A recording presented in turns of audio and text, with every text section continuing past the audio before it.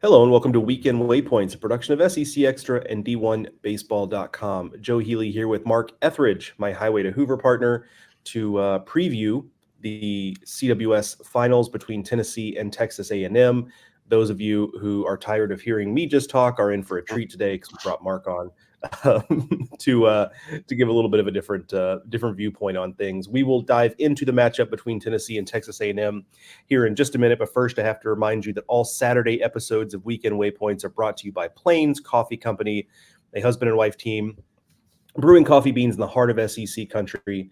You can use the code BASEBALL to get 10% off your order at plainscoffee.com. And oh, by the way, shipping within the U.S. is absolutely free, and they don't roast the beans until you order them. They are as fresh as they could possibly be when they arrive on your doorstep. They have not been sitting on a shelf for God knows how long. I always ask that you support the people who support us. So go to plainscoffee.com, place an order, use code BASEBALL for 10% off. Good All right, stuff. Mark, let's go ahead. Yeah, it's good stuff. Yeah, absolutely. I mean, that doesn't get much more small local business than a husband and wife in Auburn, Alabama, roasting Here we coffee go. beans. Gotta love it. What is your top line thought on this finals matchup, Mark?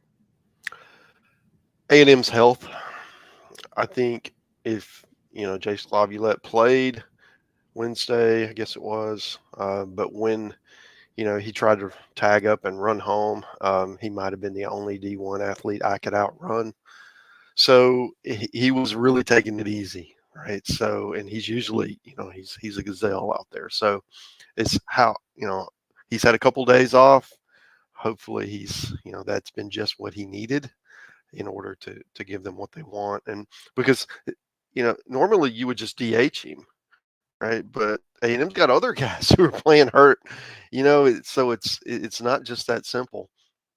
So that's really it really is a remarkable job what A&M has been able to do with all the injuries that they've had, especially in the postseason. I mean, you lose your best hitter, and then arguably your co-best hitter is limited. And then you lose your number 2 starter, and the other guys have stepped up. Justin Lampkin's been incredible.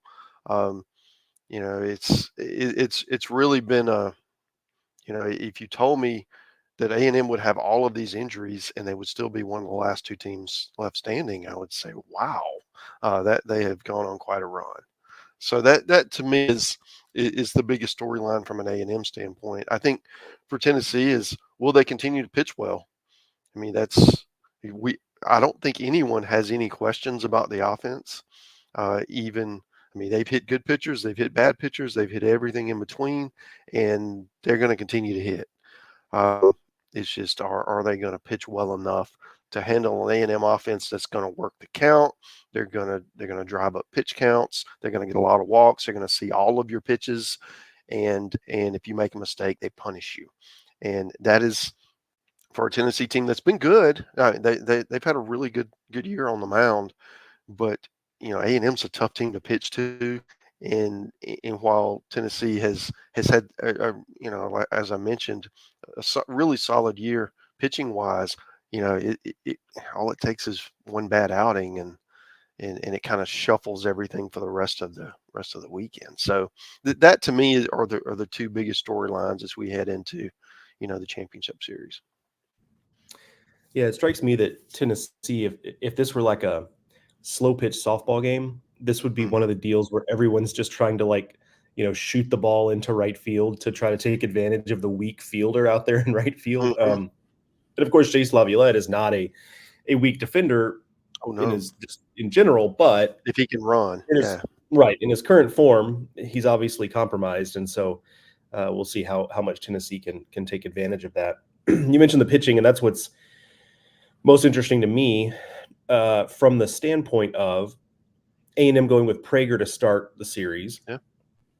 And I think, one, it's their best guy. So it's not, doesn't take a member of Mensa to, make that decision. But I like it from the standpoint of, this is an opportunity to put some pressure on Tennessee, because it feels like Tennessee has done such a good job really all season, but especially here in Omaha, of putting pressure on teams early and often.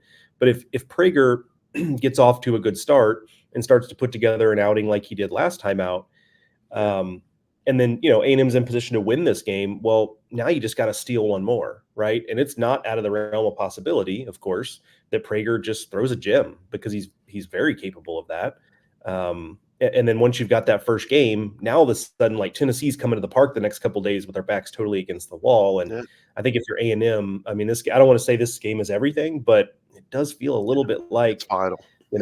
Yeah, like, if you're going to win this thing, like, it feels like you got to get the Prager start, I guess is what I'm getting at. I mean, honestly, if Prager goes out and deals and A&M wins, then I'd almost be tempted to throw off game 2, and let Lampkin be back, right? And then you'd have Lampkin and Cortez and Aschenbach, and you'd really like your chances against Seacrest, if he's the guy, right, for game 3 for Tennessee. So, you don't like to look at it, hey, we don't care about this game, but if you can stack your odds and play, because it really doesn't matter if you win in 3 or win in 2, right? You're still national champion. So, I mean, that's something to think about. And I do think that it is set up. We mentioned how well Prager pitched, last start. His prior start wasn't that great. In fact, it was a quick exit. So which version of him do you get? He's pitching on shorter rest. It's a monster stage.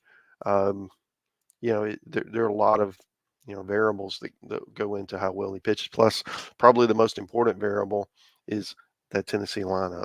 Because it's one thing to shut down anyone else in the country, but this is the best lineup, just 1 through 9, or really 1 through however many they want to throw out there, and that's what's going to.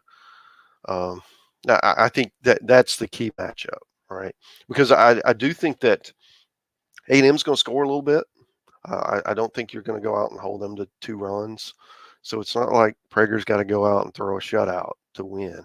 I think he's just got to keep them competitive, and then, if you're in it at the end, I mean, hey, you sign up for that right now. If it's tied in the 7th inning, hey, check. Let's go 2 innings and try to win this thing. Wanted to touch on the pitching situation for Tennessee real quick, but first we'll dive into the comments a little bit. Most importantly, a comment from a guy named Mike Rooney. It says the fabulous Rune Dogs were controversially left out of the tournament. How do these two teams compare to that wagon? I would say that these two teams have proven themselves in the postseason to a degree greater than most operations run by Michael Patrick Rooney. I'm not just talking about the fabulous Rune Dogs, also the Carrots. Just regular season, juggernauts.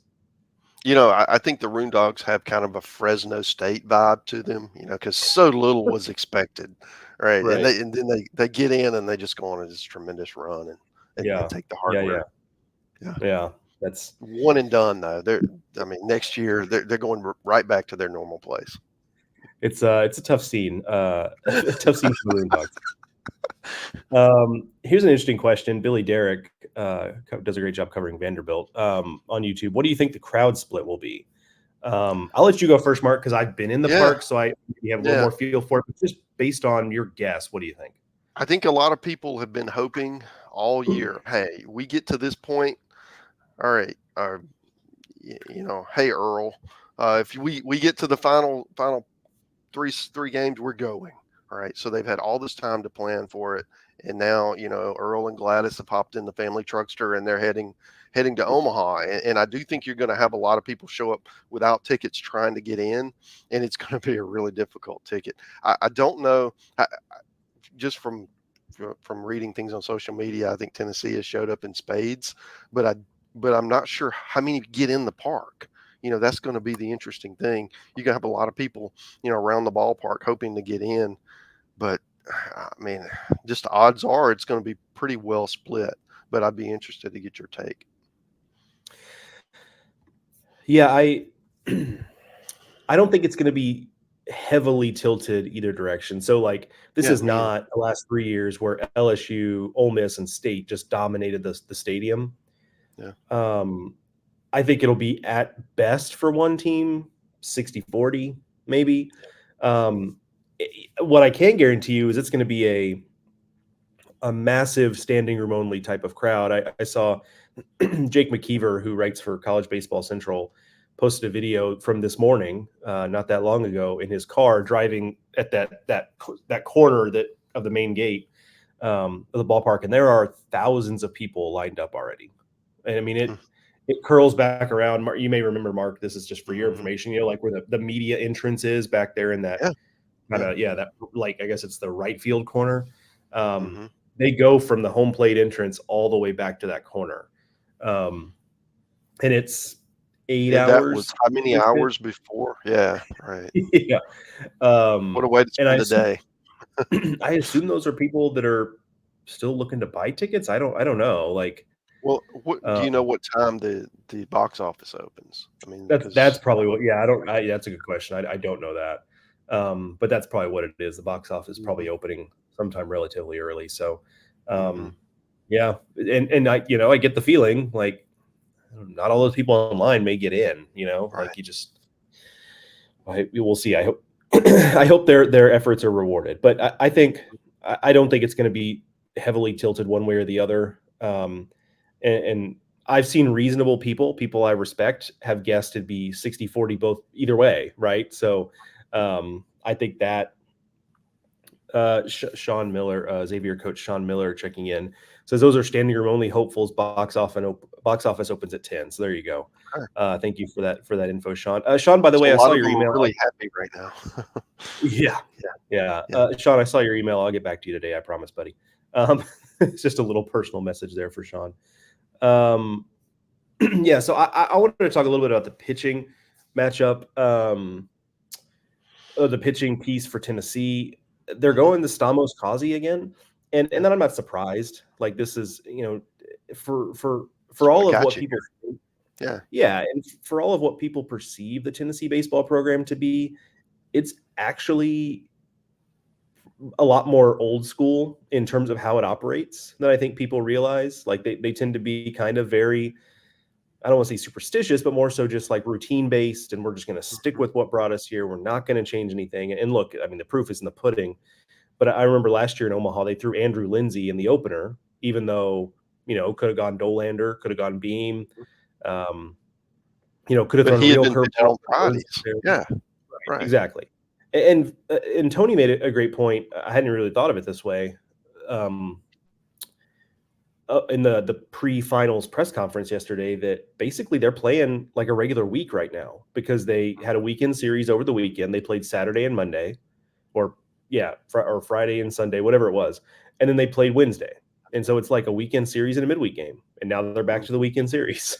So, just that's the benefit of staying in the winner's bracket, right? I mean, that's the way that's why it's so important. So anyway, there's also a benefit to playing Friday versus Saturday in your opener, just because there's an extra day. Right. Exactly right. Yeah. So I guess I'm not surprised, but I do.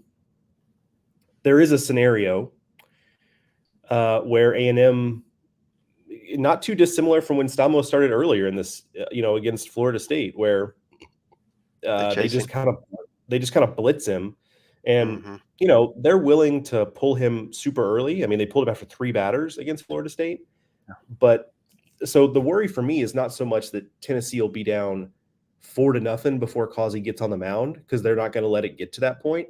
But if Causey has to come in the first inning, he's not finishing it. Yeah, and that's where you can get them off schedule. Yeah, but so if you were in their shoes, Mark, would you be doing the Stamos Causey thing, or would you be tempted to do something else? Right, because that's what they've done all year, and you get to the final stage and you change it and it doesn't work. How do you live with yourself? How do you look your team in the eye? Hey, we've had success doing this all year, and now we get to this big stage and we're going to change everything up. No, I personally wouldn't do that. Not unless there was just an compelling reason from an injury, or just the guy just wasn't performing, and I don't think we're there, because honestly, when Stamos was pulled, I don't think he'd given up a hard hit ball. I mean, there were just kind of some weird things. It was a defensive play. that probably should have been made. And so it was a super quick hook.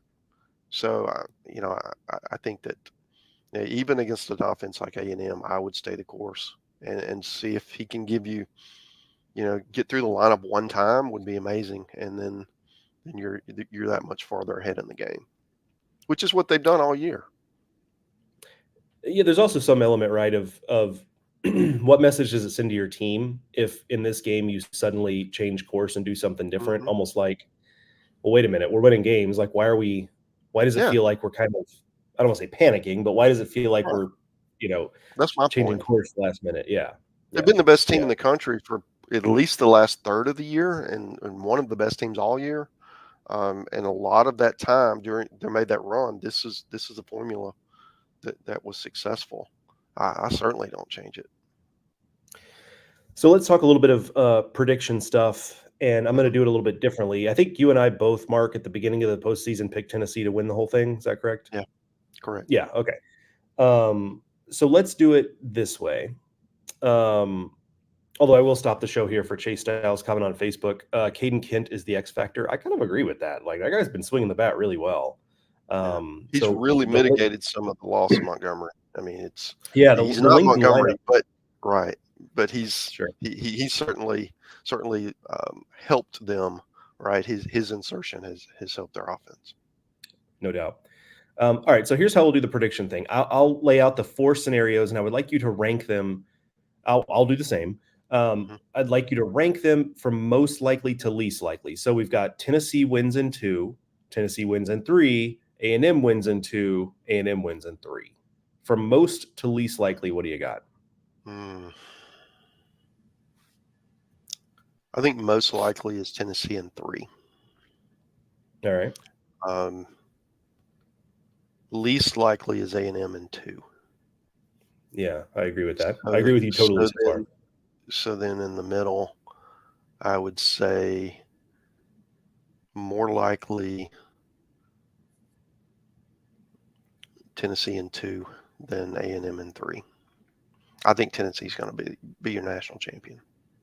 Yeah. Okay. Yeah, that's So I would go Tennessee 3-2, A&M 3-2. That would be yeah. my from most at least. I do think. I mean, I don't really see a scenario where A&M comes out and just isn't prepared. Excuse me, just isn't Hmm. prepared, right, and looks flat. I don't see that, but I do see a scenario. And to me, this is the Tennessee in 2 theory. I do see a scenario where you come out of it saying like Tennessee was just the far better team, and Hmm. win it comfortably. And not anything because of anything A&M didn't do, but just because Tennessee was just totally locked in, and Yeah. I could really see that. So I saw back here in the comments somewhere, I think it might have been Sean. Yeah, he says wind is northwest at 12 to 15. The park may play a little more normal today. I assume that's versus super big. Sean, I think is what you're getting at there. Yeah, But more of a hitter's park. Yeah. yeah, so that's in both of these teams could take. I'm not sure who that benefits most because on one hand, Tennessee has more home runs than anybody in the country, but on the other hand, the home run can be a bit of a equalizer. Yeah. If you're undermanned, and with the injuries, A&M is a little undermanned. So Yeah. Especially if you have men on base, which A&M specializes in. I mean, solo homers typically don't beat you. Not in, or they can, but this is typically the 3-run bomb. Hey, they worked an 8-pitch walk. Okay. Then the next guy, reaches either on an error or hit by pitch or a flare or whatever, and the next guy hits a bomb, and all of a sudden you're down 3-0, and whoa, what just happened here? So I agree that it can be an equalizer, especially for a team like A&M that's going to see a lot of pitches. yeah. Question here from Denise Woodall. Congrats to Devin, by the way, Denise, on a fantastic season. Enjoyed watching him. How do these teams compare to the historic CWS teams, batting average, RPI? Those are just, I'm sure, just a couple examples, but Hmm. I think I compare this team kind of to 2019 Vanderbilt, in that, and because they were also that kind of team, Mark, where they won the national title, and it was like, oh, it was Vanderbilt all along. Like we and they just were clearly the best team. That team won 59 games or 60, maybe, when it was all said and done. And this team, Tennessee, if they get this done, they're going to have 60 wins when it's all said and done. And I remember after that series, kind of thinking like, this is a historically great college baseball team. And I think I mean, I guess it already is. 2 wins, I guess, doesn't necessarily change all of that. But for Tennessee in particular, if they pull this thing off, they win 60 games, I think they have to be considered one of the best champions that we've had, just in terms of just total wire to wire. They weren't number one all year, but just total wire to wire, excellent play. And they've got everything. They've got the pitching depth. They've got the offense. It's just a super well-rounded team. Yeah, well, it's almost unusual for the best regular season team to win it all. Certainly the number 1 overall seed, but a lot of times, the number 1 overall seed, there's a group of teams that you could make a case. It's resume based. If you had to pick them to play each other, you wouldn't always pick the number 1 seed to win, right? I think this year you would have, at least you and I agreed that you would. And it's like last year with LSU, a lot of us felt like they were the best team, but they didn't play like it late in the year. And their pitching was kind of a mess, and after schemes, and then some guys stepped forward and they figured it out, and they proved that they were the best team.